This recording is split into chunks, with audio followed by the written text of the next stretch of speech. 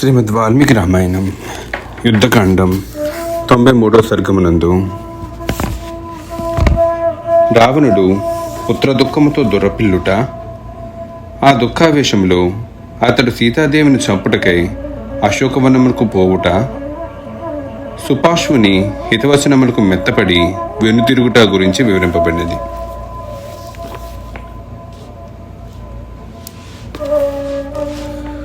అనంతరము రావణుని సచివులు యుద్ధమున ఇంద్రజిత్తు మృతుడైన వార్తను విని స్వయంగా చూచి దానిని ద్రోపర్చుకుని వ్యత చెందిన వారై దశగ్రీవునకు ఇట్లు నివేదించిరి.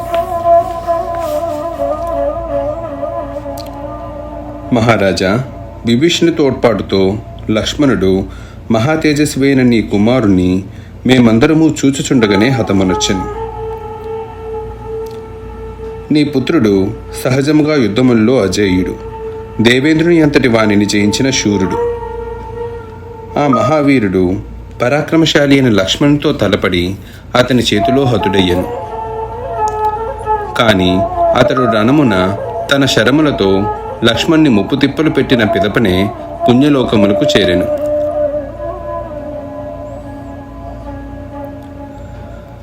తన పుత్రుడైన ఇంద్రజిత్తు యుద్ధమున భయంకరముగా పోరాడి దయనీయ స్థితిలో ఘోరముగా మృతి చెందినట్లు విని రావణుడు వెంటనే మూర్ఛితుడయ్యెను.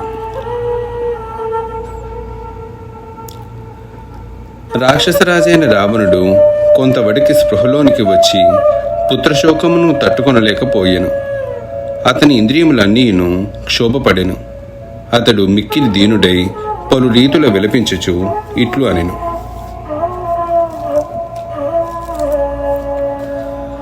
అయ్యో ముద్దుల కుమారా, నీవు రాక్షస యోధుల్లో ప్రముఖుడవు, మహారథుడవు, దేవేంద్రుని జయించిన పరాక్రమశాలివి.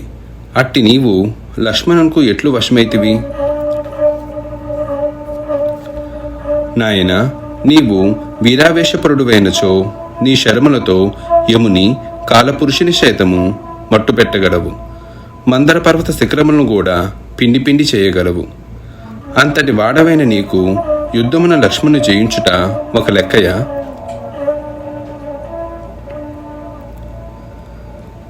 మహాబాహు, యముని యొక్క శక్తి అసాధారణమైనదని నాకు ఇప్పుడు బోధపడుచున్నది. ఏలనన నా సుతుడైన నిన్ను కూడా అతడు మృత్యుముఖమున చేర్చినాడు. మానవులకే కాదు, దేవతల్లోని మహాయోధులకు సైతము యుద్ధరంగమున ఒక్కొక్కప్పుడు ఇట్లు మృత్యువాదపడుట తప్పదు. తన రాజు కొరకు సమరమున అసువులను అర్పించిన వాడు తప్పక వీరసర్గమును అలంకరించును. నేడు ఇంద్రజిత్తు హతుడైనాడు అను వార్తను విని దేవతలు, దిక్పాలకులు, మహర్షులు మొదలగు వారందరూ నిర్భయులై హాయిగా నిద్రించెదరు.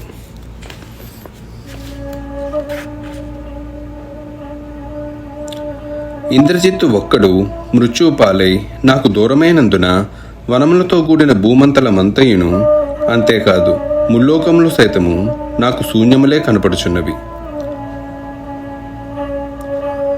కొండ గుహలలోని ఆడయేనుగులు గగ్గోలు వలె నేడు అంతఃపురం నందలి రాక్షస యువతల రోదన ధ్వనులను వినవలసి వచ్చును.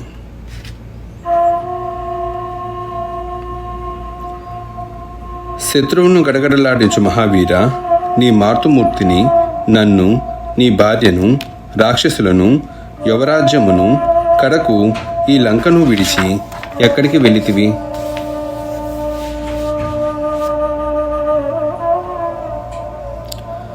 శూరుడా, సహజముగా నేను ముందుగా మరణించుట, అప్పుడు నీవు నాకు ప్రేతకార్యములను నిర్వహించుట జరగవలసి ఉన్నది.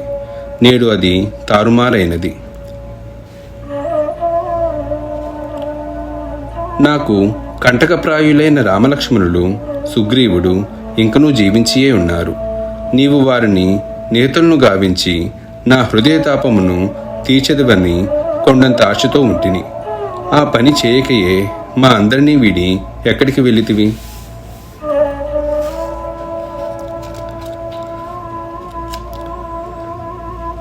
రాక్షసరాజైన రావణుడు అంతులేని ఆర్తికలోనే విలపించుచుండెను.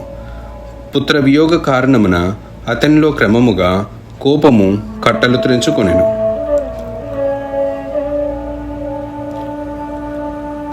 రావణుడు సహజముగానే కోప స్వభావము గలవాడు. పుత్రుని మరణ ప్రభావమున గ్రీష్మ ఋతువుల్లో సూర్యకిరణముల వలె అతని కోపము ఇంకనూ తీవ్రమాయెను. కోపాతిరేకముతో ఫాలభాగమున బొమ్మముడులతో ఒప్పుచున్న అతడు ప్రళయకాలమున ముసళ్ళతోడను ఉధృతములైన అల్లతోడను గూడిన మహాసముద్రము వలె భయంకరముగా కనబడెను.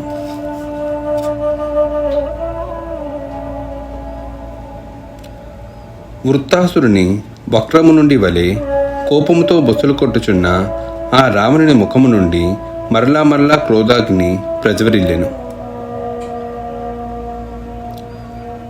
పుత్ర దుఃఖముతో విలువలాడుచున్న ఆ మహాశూరుడు మిక్కిలి క్రోధావేశపరుడయ్యెను. ఆలోచించుకొరది రావణునకు సీతను వధించుటయే యుక్తమని తోచెను. సహజముగా ఎరుపుగా నుండి ఆ రాక్షసరాజు కనులు క్రోధాగ్నితో ఇంకనూ ఎర్రబారినవి. అప్పుడు అతని నేత్రములు భయంకరముగా నిప్పులు గ్రక్కసాగినవి. ప్రకృతి సిద్ధముగానే అతని రూపము భీకరమైనది. క్రోధాగ్ని చెలరేగుటతో ఆ రూపము క్రోధమూర్తి అయిన రుద్రుని వలె దుర్వినీక్షమయ్యను.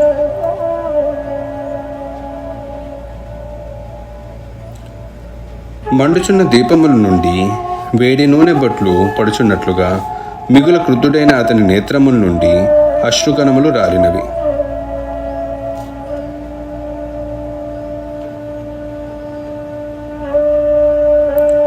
కోపావేశముతో అతడు పొండ్లు పటపటా కొరుకుట చూచుచుండగా భయంకర ధ్వనులు వినబడెను.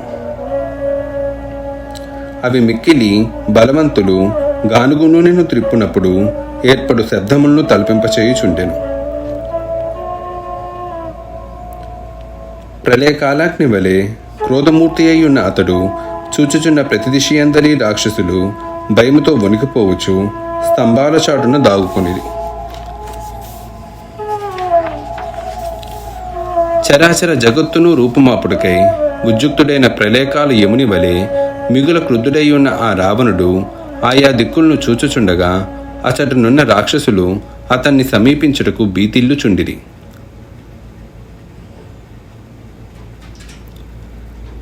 మిక్కిలి కుపితుడయ్యున్న రాక్షసరాజుకు రావణుడు యుద్ధభీతితో వణికిపోవచున్న రాక్షస యోధులను మరలా రణరంగమున నిలపగోరుచు ఇట్లు పలికెను.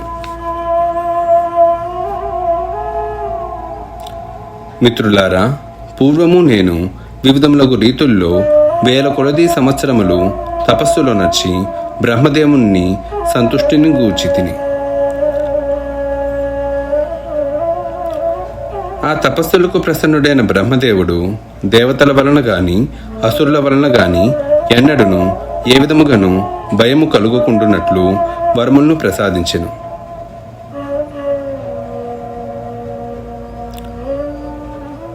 సూర్యకాంతులతో విరాజిల్లుచున్న ఈ కవచము ఆ పరమేష్ఠి అనుగ్రహించినదే. దేవాసురుల యుద్ధ సమయములయందు వజ్రాయుధ ప్రహారములకును ఇతరాయుధుల యొక్క తీవ్రములైన తాకిడుకులను ఇది ఏమాత్రమూ చెక్కు చెదరలేదు. అట్టి దృఢమైన ఈ కవచమును ధరించి రథాసీనుడనై సమరభూమి యందు నిలిచి ఉన్నప్పుడు ఎంతటి వీరులైనను నన్ను ఎదిరింపజాలరు. అంతేకాదు, కడకు ఆ దేవేంద్రుడు సైతము నా ముందు నిలవజాలడు. దేవాసురుల యుద్ధ సమయమున నా రణపటిమకు మెచ్చుకొని అతడు బాణములతో కూడిన ఈ మహాధనుస్సును ప్రసాదించి ఉండెను. నేడు యుద్ధమున రామలక్ష్మణులను వధించుటకై ఈ ధనుస్సును చేబూని వందల కొలది తూర్యనాదములు హోరెత్తుచుండగా రణరంగమునకు బయలుదేరెదను.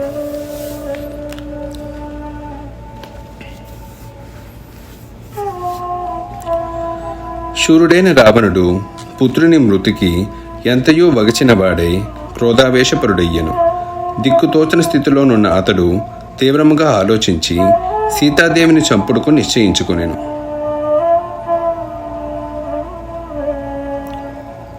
క్రూర స్వభావము కలవాడు, భీకరాకారుడు, కన్నులు ఎర్రబారి ఉన్నవాడు అగు రావణుడు మిగుల దీనుడై తన ఎదుట దైన్యముతో మాట్లాడుచున్న రాక్షసులందరినీ పరికించి చూచి వారితో ఇట్లనెను: యోధులారా, వానరులను మోసగించుటకై నా కుమారుడైన ఇంద్రజిత్తు ఆనాడు తన మాయతో సీతను బోలిన ఒక ఆకృతిని సిద్ధపరిచి, ఇదిగో ఈమె సీత అని పలుకుచు ఆ మాయా సీతను వధించినాడు.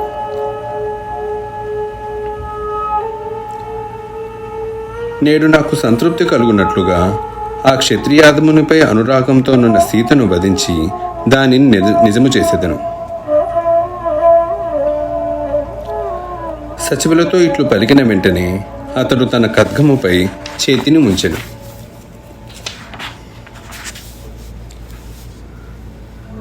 నిర్మలమైన ఆకాశము వలె విరాజిల్లుచు పూలమాలలచే అలంకృతమై ఉన్న ఖడ్గమును రావణుడు వరు నుండి పైకి లాగెను.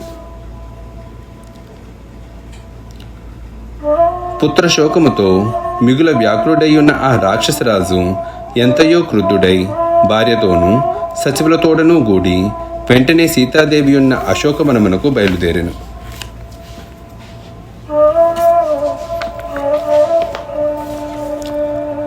కుపితుడై సీతాదేవి కడకు వెళ్ళుచున్న ఆ లంకాధిపతిని చూచి సచివులు సింహనాదములను గావించిరి. వారు పరస్పరము కౌగులించుకొని ఇట్లు అనుకొనసాగిరి: క్రుద్ధుడైన ఇతని చేతిలో నలుగురు దిక్పాలురు ఇంతకు ముందే నిర్జతులైరి. కథన రంగమున ఇతన్ని చూచినంతనే ఆ రామలక్ష్మణులు భయకంపితులయ్యెదరు.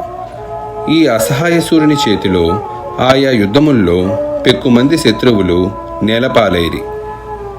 ముల్లోకముల్లోని రత్నాసురులన్నీయును ఇతని వశమైనవి. ఈ భూమండలం నందు బలపరాక్రమంలో ఇతనికి సాటి అయిన వాడు లేడు. ఆ రాక్షసులు ఇట్లు అనుకునుచుండగానే కోపోద్రిక్తుడై ఉన్న రావణుడు అశోకవనమునున్న వైదేహి కడకు అతి వేగముగా వెళ్ళసాగెను. అతని హితము గోరెడి మిత్రులు ఎంతగా వారించుచున్నను కోపంతో ఉడికిపోవుచున్న ఆ రాక్షసరాజు ఆకాశమున అంగారకుడు రోహిణి యొద్దకు వలె మైథిలి దగ్గరకు పరుగులు తీసెను.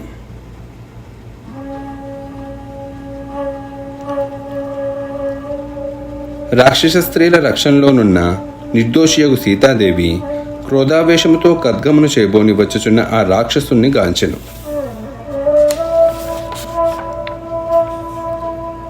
ఖడ్గధారి అయిన రావణుడు తన మిత్రులు ఎంతగా వారించుచున్నను వారి మాటలను పట్టించుకొనక వేగముగా తన వైపుకే వచ్చుచుండను చూచి సీతాదేవి మిగుల వ్యధ చెందెను. పిదప ఆ జానకి దుఃఖాక్రాంతురాలై విలపించుచు ఇట్లా అనుకొనెను: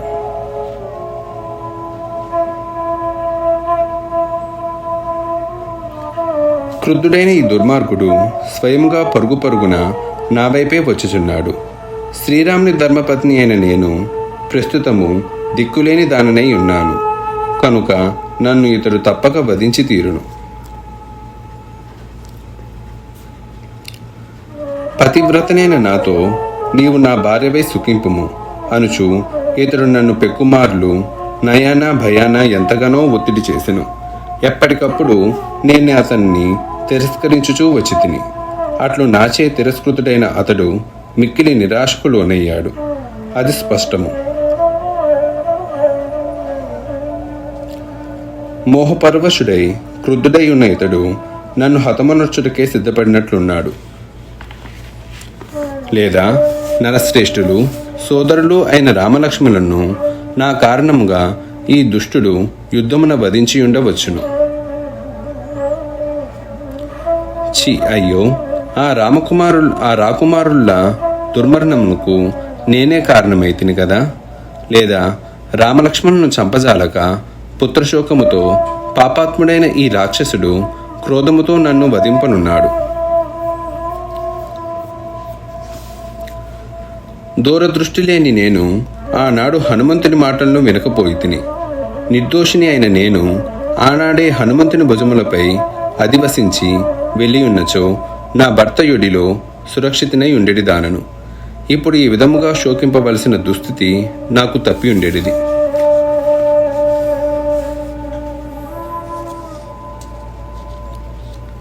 తన ఏకైక పుత్రుడు సమరమున నిహితుడైనట్లు వినినచో ఆ కౌసల్యాదేవి యొక్క గుండె బ్రద్దలైపోవునని నేను తలంతును.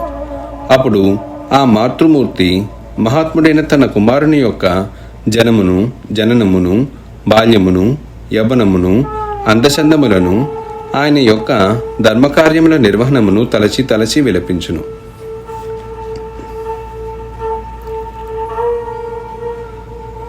పుత్రుడు నిహతుడు కాగా ఆ దేవి నిరాశా నిస్పృహలకు లోనై శ్రాద్ధకర్మమును నడిపి ఆమె అగ్నిజ్వాలలకు ఆహుతి అయి గాని సరియూ నది జలముల్లో దూకి గాని ప్రాణత్యాగమును మనొచ్చును.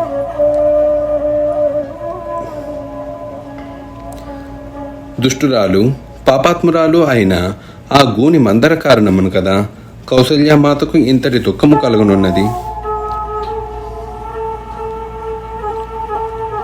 ఈ విధముగా శ్రీరామునికై పరితపించుచున్న మైథిలి చంద్రునికు దూరమై అంగారక గ్రహ వశనమునున్న రోహిణి వలె మిగుల విలపించుచుండెను. ఇంతలో రావణుని అమాత్యుడు, బుద్ధిశాలి, ఉత్తముడు అయిన శుపాశ్వుడు ఆమెను చూచెను. ఆ మేధావి సచివులతో నివారింపబడుచున్న ఆ రాక్షసరాజునకు ఇట్లు విన్నవించెను.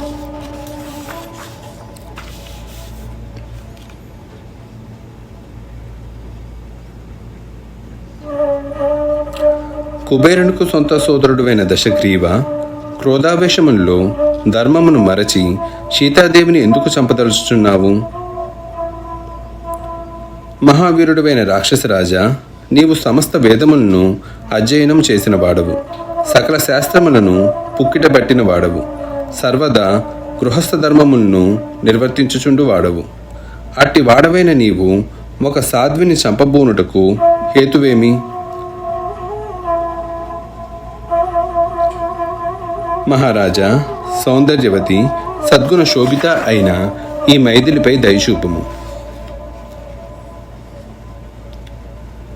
నీవు మా అందరితో గూడి రామునిపై నీ క్రోధమును చూపుము. రాజా, నేడు కృష్ణపక్ష చతుర్దశి కనుక ఈరోజు యుద్ధ సన్నాహములను మొనర్పుము. రేపు అమావాస్య నాడు సమస్త బలములతో గూడి యుద్ధమున విజయమునకై బయలుదేరుము.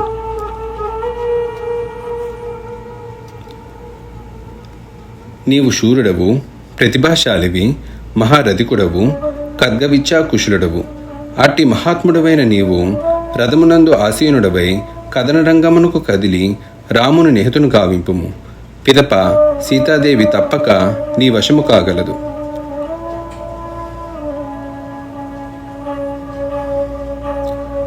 అంతటా దురాత్ముడైన రావణుడు తనకు హితుడైన శుపాశ్వుడు పలికిన ధర్మవచనములను ఆలకించి అందులకు సమ్మతించెను. వెంటనే అతడు ఇంటికి వెళ్ళెను. అనంతరము ఆ వీరుడు తన హితులతో గూడి మరల సభామందిరమున ఆసీనుడయ్యెను.